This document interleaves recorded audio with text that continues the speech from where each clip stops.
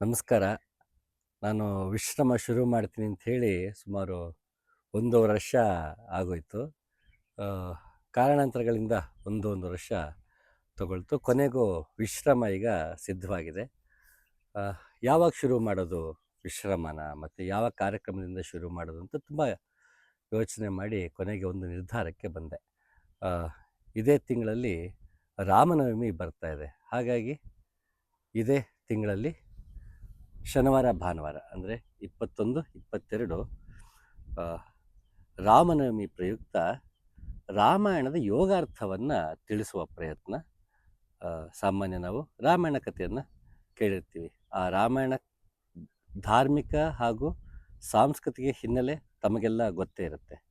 ಆದರೆ ರಾಮಾಯಣದ ಯೋಗಾರ್ಥ, ಉದಾಹರಣೆಗೆ ದಶರಥ ಅಂತ ಯಾಕೆ ಕರೀತಾರೆ, ರಾವಣನಿಗೆ 10 ತಲೆ ಯಾಕಿದೆ, ವಾಲಿ ಸುಗ್ರೀವರ ಯುದ್ಧ ಅಂತ ಬಂದಾಗ ರಾಮನ ಪರೀಕ್ಷೆ ನಡೆಯುತ್ತೆ.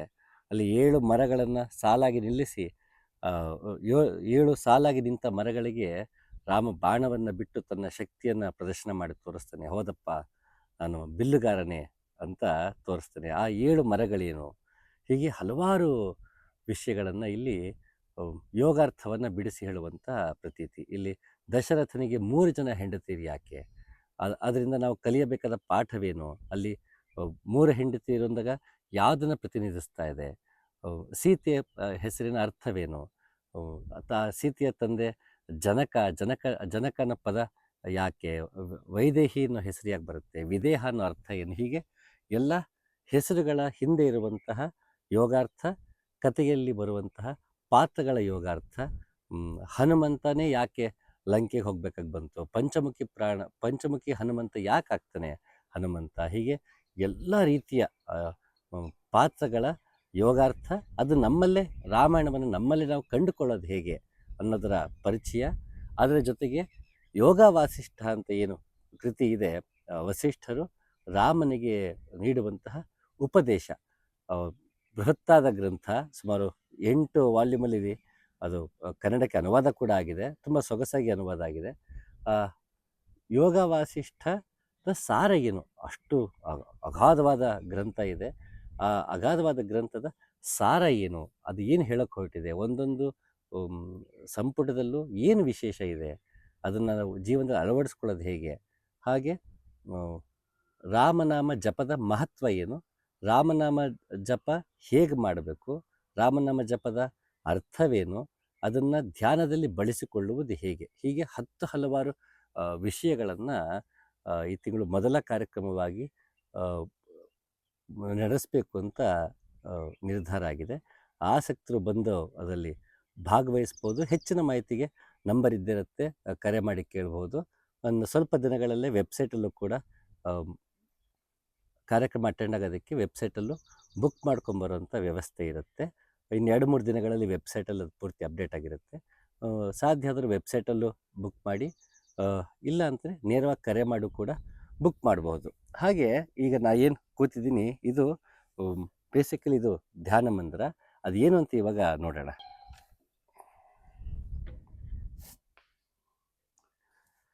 ಇದು ಧ್ಯಾನ ಮಂದಿರ.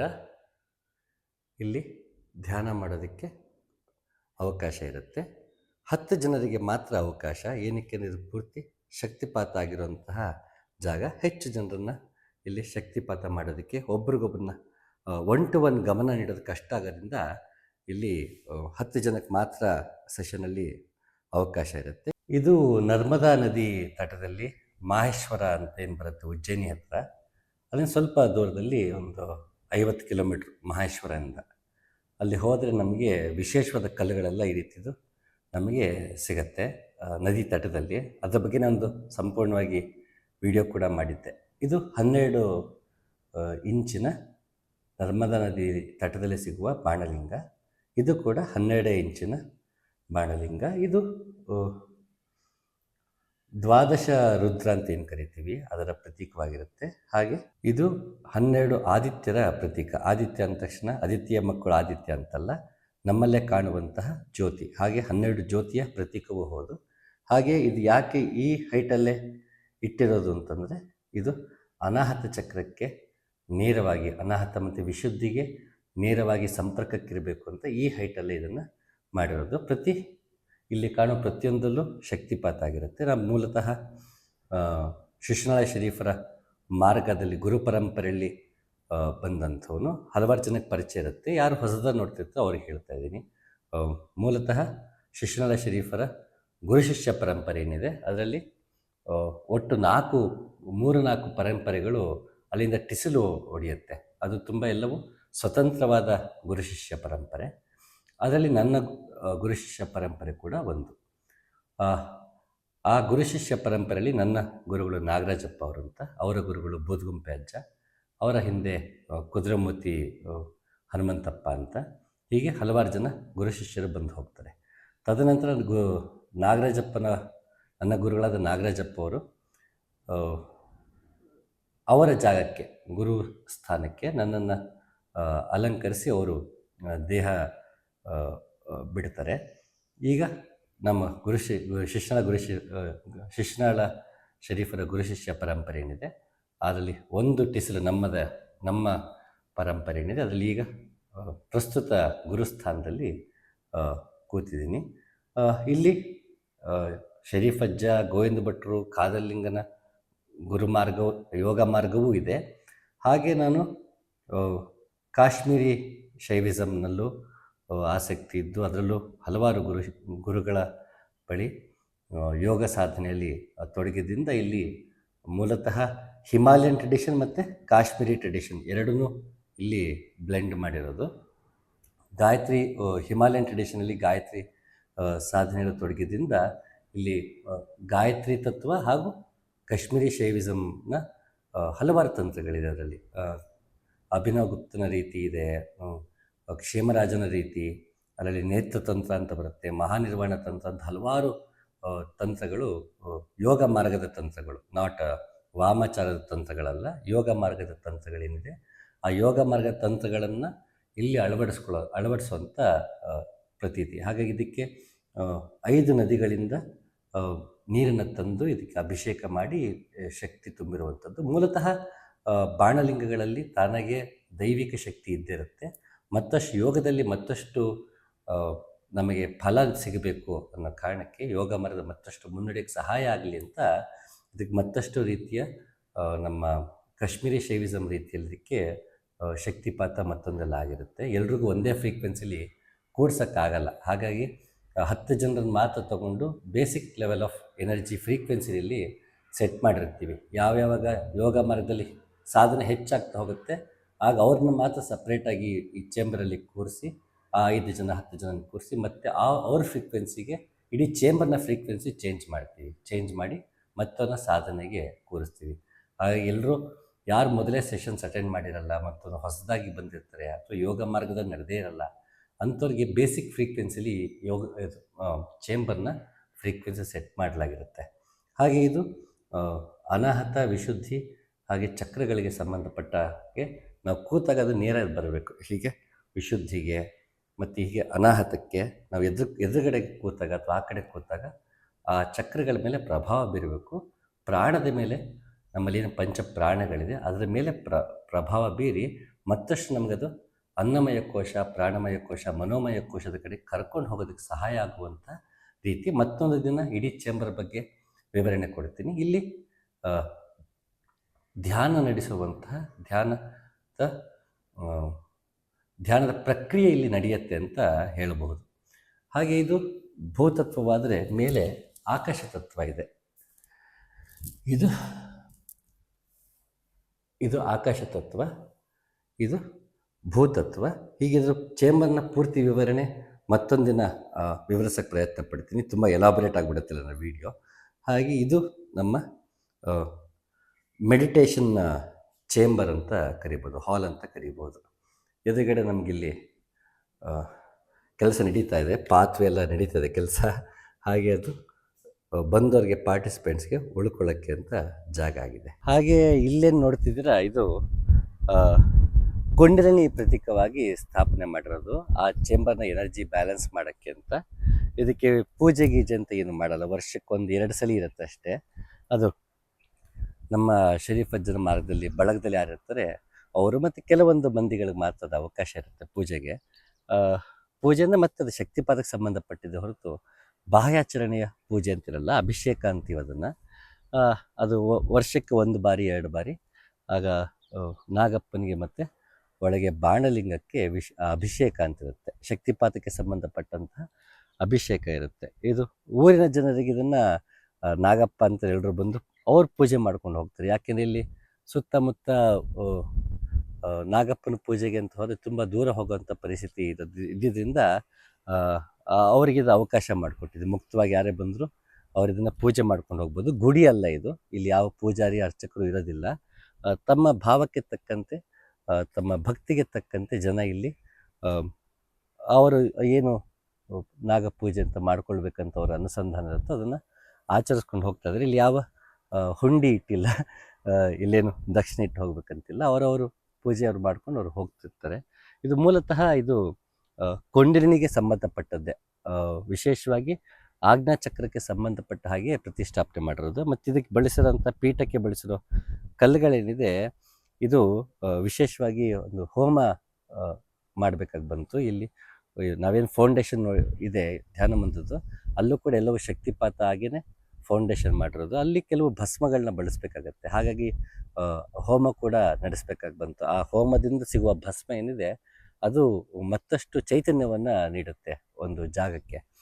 ಹಾಗಾಗಿ ಇಲ್ಲಿ ನಡೆಸಿದ ಹೋಮ ಏನಿತ್ತು, ಆ ಹೋಮದಕ್ಕೆ ಬಳಸಿದ ಇಟ್ಟಿಗೆಗಳಿದೆಯಲ್ಲ ಅದನ್ನೇ ಇಲ್ಲಿ ಇದಕ್ಕೆ ಪೀಠವಾಗಿ ಬಳಸಿರೋದು. ಹೆಚ್ಚಿಗೆ ಇದಕ್ಕೇನು ಅಲಂಕಾರ ಇಲ್ಲ, ಇದಕ್ಕೆ ಏನು ಅಲಂಕಾರ ಮಾಡೋ ಹಾಗಿಲ್ಲ. ಉದ್ದೇಶ ಏನಂತಂದರೆ ಇದು ನಮಗೆ ಅದು ಶಕ್ತಿ ಪೂರ್ತಿ ಚೈತನ್ಯ ಏನಿತ್ತು ಅದು ಹೊರಹೊಮ್ಮೋದಕ್ಕೆ ಅವಕಾಶ ಮಾಡಬೇಕಿರೋದ್ರಿಂದ ಒಂದು ಸ್ಟ್ರಕ್ಚರ್ ಇಂಟ್ಯಾಕ್ಟಾಗಿ ಉಳ್ಕೊಳ್ಳೋಕ್ಕೆ ಏನು ಬೇಕೋ ಅಷ್ಟು ಮಾತ್ರ ಮಾಡಿದೆ. ಇದಕ್ಕೆ ಅಲಂಕಾರ ಏನಿರೋದಿಲ್ಲ.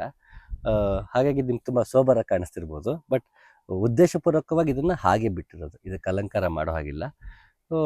ಇದಕ್ಕೆ ಬಳಸಿದ ಇಟ್ಟಿಗೆಗಳು ಕೂಡ ಹೋಮಕ್ಕೆ ಬಳಸಿದ ಇಟ್ಟಿಗೆಗಳೇನೆ.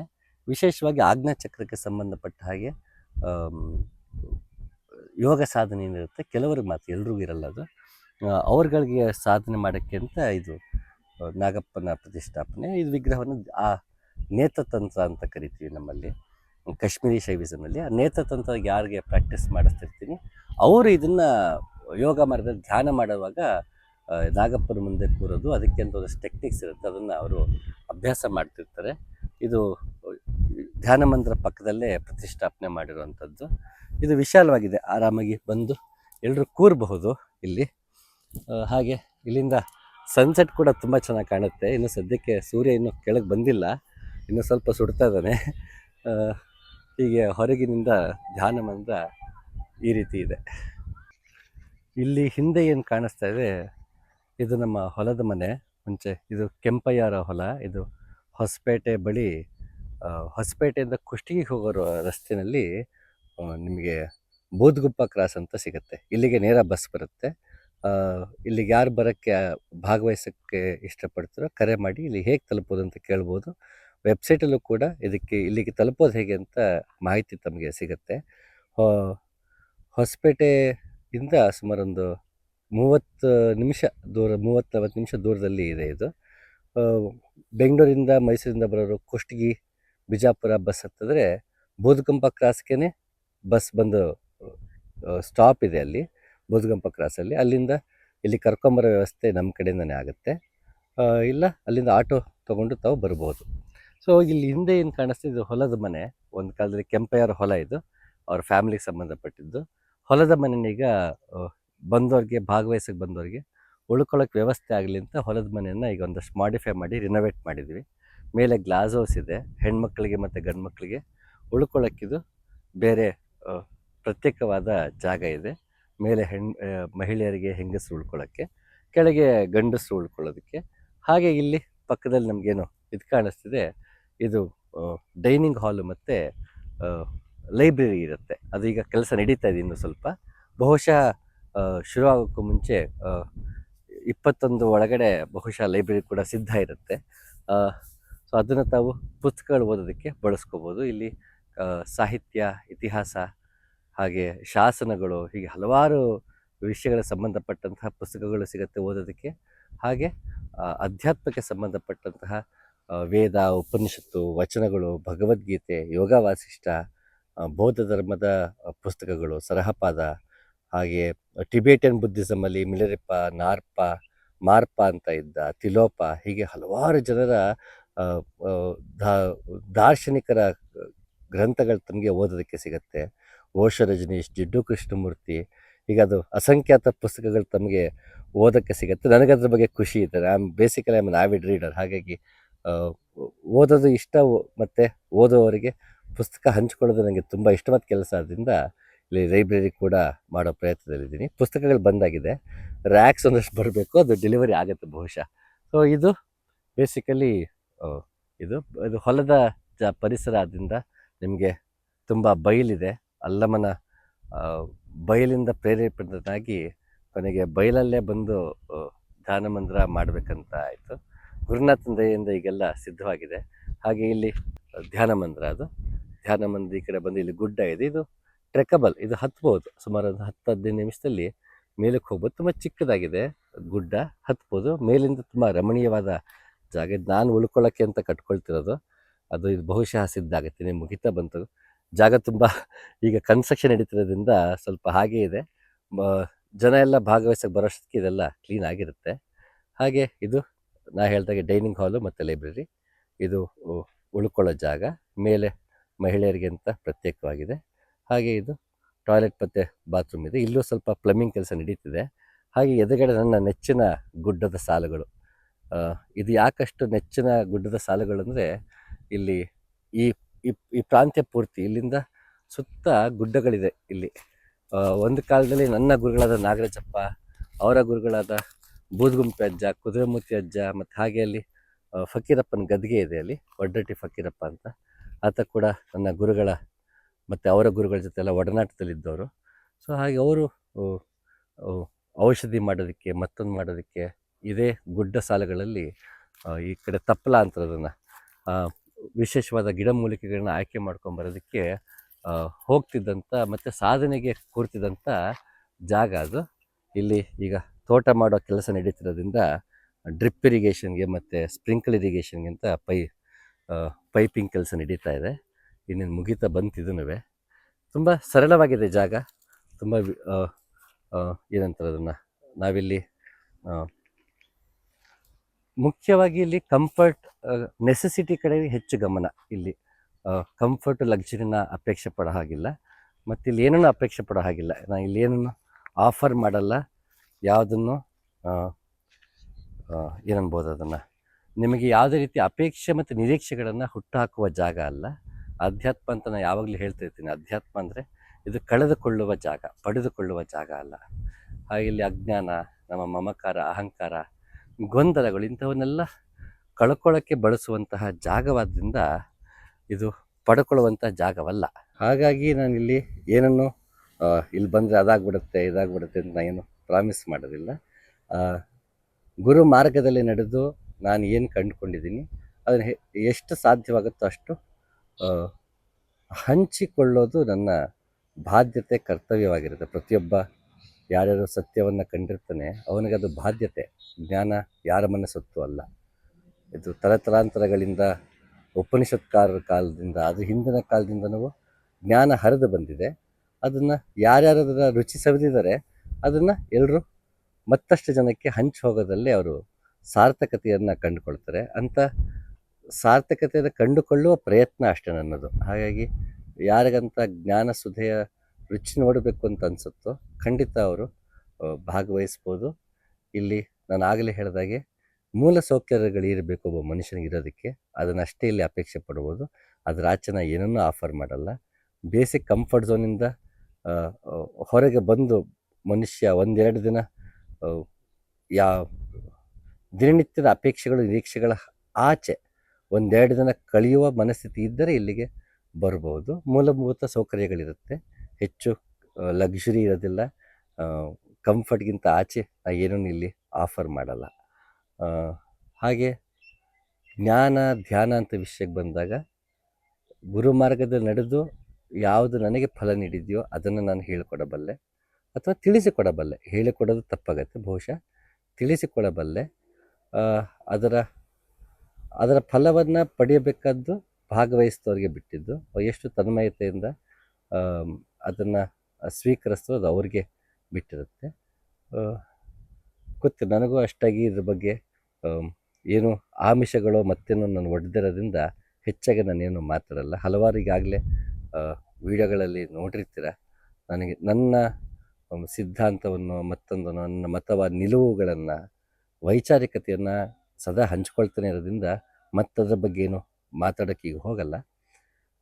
ಇದು ವಿಶ್ರಮ, ಇದೊಂದು ಧ್ಯಾನ ಕೇಂದ್ರ. ಇದು ತಮ್ಮನ್ನು ತಾವು ನೋಡಿಕೊಳ್ಳೋದಕ್ಕೆ ಸಹಾಯವಾಗಬಹುದಾದಂತಹ ಕನ್ನಡಿ ಅಂತ ನಾನು ಭಾವಿಸಿದ್ದೀನಿ. ಇದು ಆಶ್ರಮ ಅಲ್ಲ, ನಾನಿಲ್ಲಿ ಸ್ವಾಮೀಜಿನೂ ಅಲ್ಲ, ಗುರೂಜಿನೂ ಅಲ್ಲ. ಯಾವುದನ್ನು ಕಂಡಿದ್ದನೋ ಅದನ್ನು ಹಂಚಿಕೊಳ್ಳುವ ಪ್ರಯತ್ನದ ಜಾಗವಷ್ಟೇ. ಮತ್ತು ಇಲ್ಲಿ ಹೇಗಿರಬೇಕು ಹೇಗಿರಬಾರ್ದು ಅಂತ ಕೇಳಿದ್ರೆ ನೀವು ನೀವಾಗಿದ್ದರೆ ಸಾಕಿಲ್ಲಿ. ಇಲ್ಲಿ ಅದರ ಆಚೆ ನಾನೇನು ಅಪೇಕ್ಷೆ ಪಡಲ್ಲ. ನಿಮಗೂ ಅದು ಯಾವ ಬಾಧ್ಯತೆಯೂ ಇರೋದಿಲ್ಲ. ನೀವು ನೀವಾಗಿ ಇದ್ದು ಹೋಗುವಂತಹ ಜಾಗ ಇದಾಗಿರುತ್ತೆ. ಮತ್ತಷ್ಟು ಮಾಹಿತಿಗಳು ಏನೇ ಇದ್ದರೂ ಅದನ್ನು ಕರೆ ಮಾಡಿ ಸಂಪರ್ಕಿಸಿ ತಿಳ್ಕೊಳ್ಬಹುದು. ಮತ್ತಷ್ಟು ಮಾಹಿತಿ ಅತಿ ಶೀಘ್ರದಲ್ಲೇ ಕೊಡ್ತೀನಿ. ನಮಸ್ಕಾರ.